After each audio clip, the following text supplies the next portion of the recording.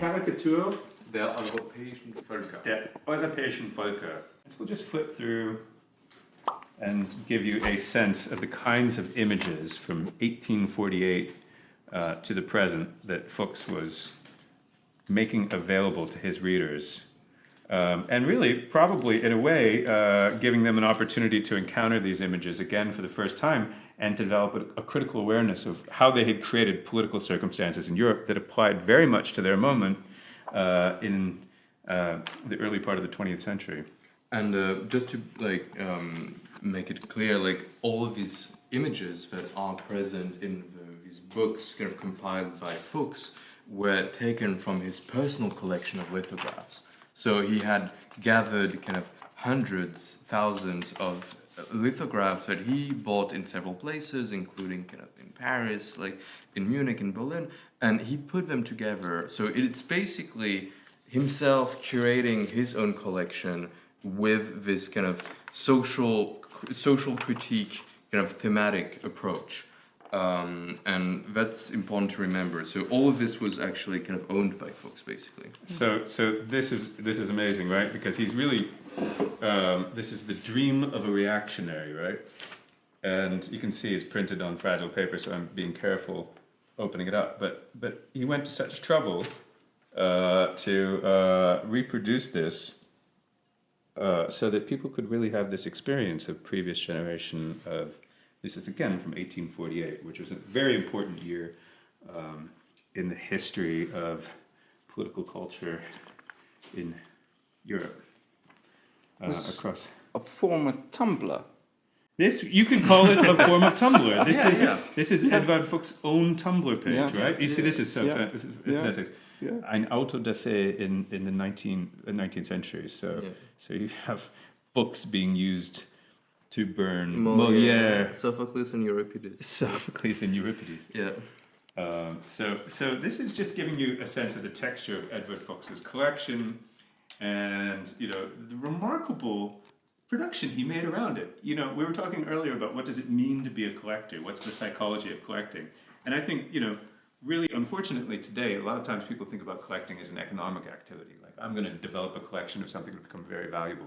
You can see Fuchs developed this collection, and he used it as a site for the production of new meaning and critical consciousness and a heightened sense of awareness about political opportunities and challenges for creating a utopian culture, which he believed in. Fuchs was an optimist and a pragmatist. He was a Marxist and a communist, and he believed in a more just society, and he was always pointing out the hypocrisies around him. And unfortunately, he died in relative obscurity because, despite all of this activity, he couldn't outpace what was happening, in his own time with the rise of the Nazi Party and the extraordinary development of populist fascism in the Europe of the 1930s and early 1940s. Basically, Eduard Fuchs was this historian and collector. That's the title of the Benjamin essay. The Benjamin essay set out to be a biography of Fuchs. That was what was asked of Benjamin by Max Horkheimer, who was one of the founders of the Frankfurt School. And Eduard Fuchs had also been part of this kind of foundation of Frankfurt School. But instead of, let's say, doing a simple journalistic kind of biography or kind of biographical essay of Fuchs, Benjamin embarked upon a much broader project. And his project was to take the life and the work and the collecting and the publishing of Fuchs as a platform to think about how can you do cultural critique, how can you think about media, and how can you do that through the act of collecting. And he goes pretty far into what form of knowledge is collecting.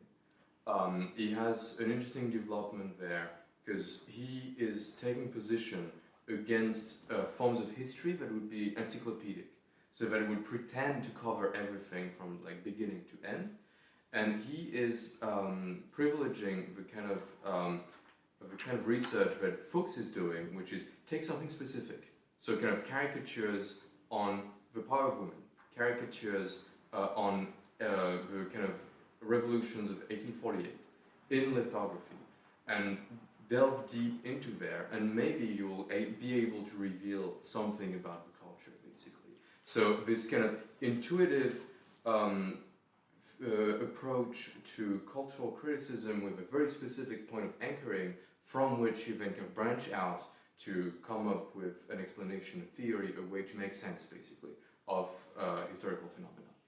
So here we have an example too, right? Because Fuchs was very astute, I think, in choosing topics that were of interest to him, that he believed would be of interest to a broader popular audience. So here's a really wonderful book with a rather beautiful illustration on the front cover. Eduard Fuchs, Die Frau in der Karikatur.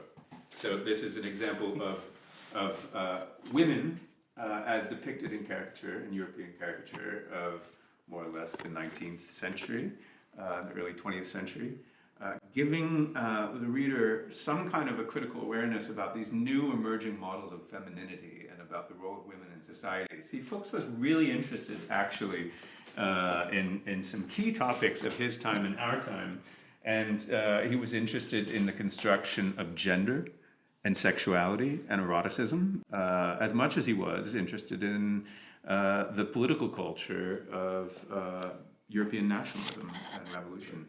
And that's where he got one of his many nicknames. So one of his nicknames was the Sittenfuchs. So Sittenfuchs, because one of his most kind of famous and successful books was the Sittengeschichte.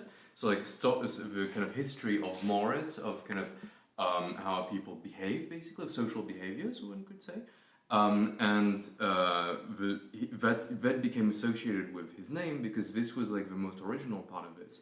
It's also fascinating to think about the fact that historians kind of thematizing history of mentalities, histories of how do we think about gender, for instance, or like sexuality, became like a very important topic in the second half of the 20th century. So that's a really great example. Yeah, one good example. This is from a book concerning the history of female dominance and feminine power in society. And it's a wonderful collection of images that I think would be of interest to many readers and viewers today if they had access to these books, which we're trying to provide in this exhibition. This is kind of great too, you see, right? I mean, this is an example of the man is doing the cleaning in the household and who's sitting in bed and just enjoying the popular media of her time, right? It's a woman reading in bed. Yeah. And this is a Daumier lithograph from 1840. What was his stance towards this idea of the female power? The liberated power. Well, I think he was entirely for it. I mean, as you see, this book shows that there are all different kinds of power that women have access to, even under times of domination and oppression. This is a kind of a fascinating image. It says the rider, and so that's a depiction actually from the 17th century. Even for the casual reader or the casual viewer who doesn't speak German, I think looking through this particular set of images, you just get this sense of a kind of joyful and liberated and very optimistic view of the new roles available to women at this time.